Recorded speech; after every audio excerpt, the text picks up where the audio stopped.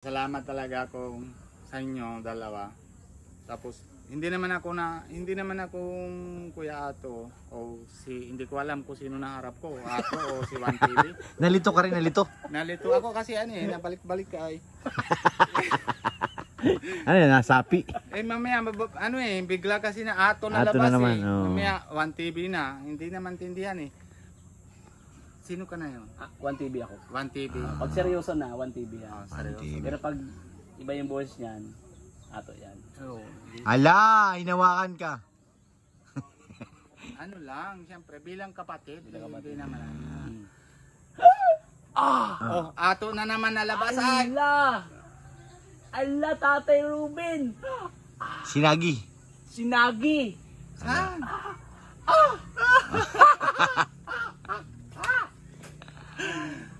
Hindi na po makakalingap. Bilang kapatid. Apo. Seryoso ka muna, babalik ka na sa sa One TV.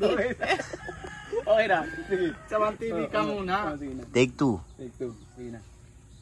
Ano take one? Step 1, ibig sabihin nag-release sa step 1. Step 2, ibig sabihin step 2.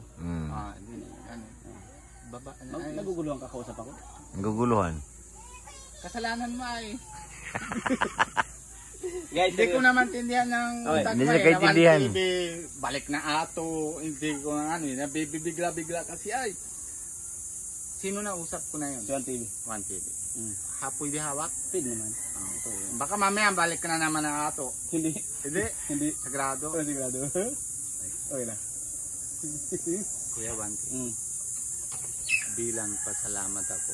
Kahit hindi ko alam kung saan ako napunta, bilang salamat din ako kay Kuya Pure Health. Sa lahat ng kaibigan kay Boys. Sa lahat naman, siyempre naman na hindi pa ako nasabi kay Kalinga Prab na yung problema ko, pero alam ko naman na handa siya ng tulong sa akin.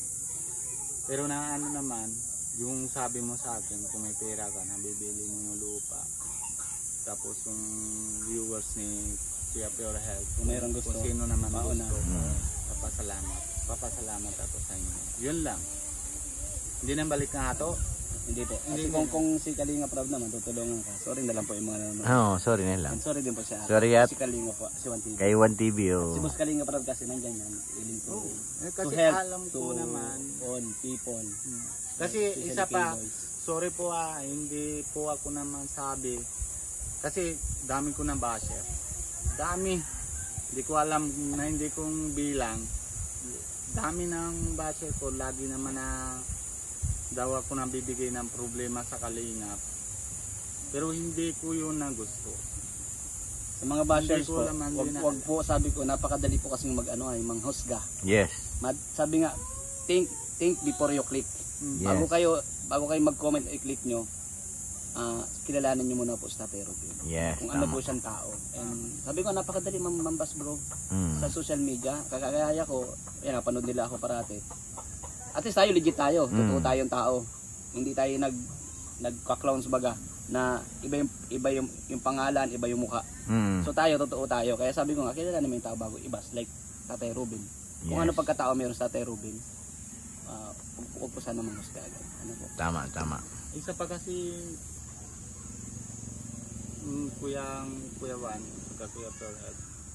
Madali lang na salita. Yes, madali lang talaga. Madaling magbitaw ng salita, madali. Pero mahirap naman yun ng yung baga pagtanggal sa dibdib mo. Yes. O, kita mo. Matagal. Tingnan nyo po, yung ang bilis nyo magbitaw ng hindi magandang salita, yung impact sa tao. Yes, totoo yun. Yung hindi nyo alam yung binabas nyo, minsan nadidepress yan. Kasi tao tayo eh. Kahit ano katibay natin, naapektuhan tayo sa mga bashers.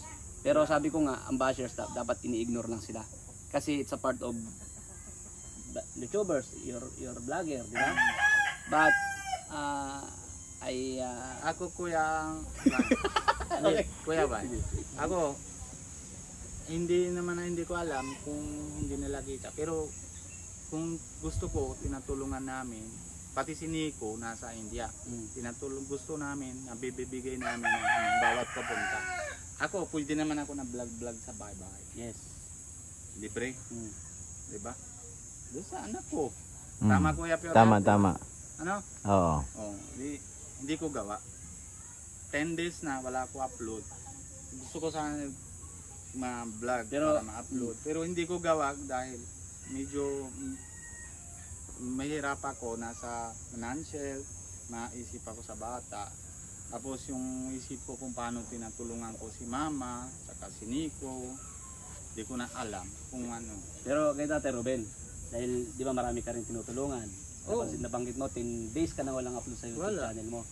Ganito, huwag kang masyado magpa-apekto sa problema. Kasi tayo lahat nagkakaproblema. Kagaya sabi mo, wala kang upload. Paano gagalaw yung channel? Paano ka magkakaroon ng income? Kaya nga, Kung ganito gawin mo, like kagaya mo nabanggit mo, di ba, family vlog. O kahit 2 days, mag-upload ka family vlog, sakay pupunta. Kasi pinapanood ka ng tao. paano nga pupunta, siyempre kailangan gasol, ay gas sa mga sakyan. Like kahit dito, yung ginagawa ninyo, nagbanding kayo, yung kumbaga ang family vlog kasi minsan kailangan yung good vibes ninyo maghanap. Kahit kumakain lang yan, kahit pwede yan. kumakain Oh. kayo, magpapatawa kayo, Kulitan. kulitan. Family vlogs sa linggo kahit mga 3 or 4 na upload meron ka dapat. Huwag mong pabayaan na 10 days. Kasi para gumagalaw. 10 days na. Para kumita ka kahit kumita ka 20 mil o 30 mil, malaking tulong. Yes, totoo Kasi yan. kung marami kasi Tatay Ruben, like kagaya mga banggit mo, pumapasok kasi doon yung pagiging parang napanghinaan tayo ng loob baga. Ako sa totoo lang, madami ng problem, may dinaramdam pa sa katawan ko, pero kinakaya ko Tatay Ruben kasi hindi at baga tayo lalaki, pamilya. Paano kung tayo ay parang panghina, isipin natin paano gagawin ko nga. Ano nga ni? Problema nga ako. Siguro labanan natin baga. Labanan natin. Laban na nga. Yun na Labanan yung natindihan ko. Laban. Ikaw kuyang Pure Health. Hindi ko alam kung naisip niyo ito. Pero ako, naisip ko, ayaw ko naman na gamitin na anak ko para may kita ako. Natindihan mo? Nirespeto natin, naintindihan natin yun. Pero nga, dahil nga sa aspeto ng pamumuhay natin, ikaw, alam ko, ganun ka. Pero hindi naman sa gagamitin mo eh. Para sa inyo eh, para sa future ninyo. Ng mga anak mo din yung ginagawa mo.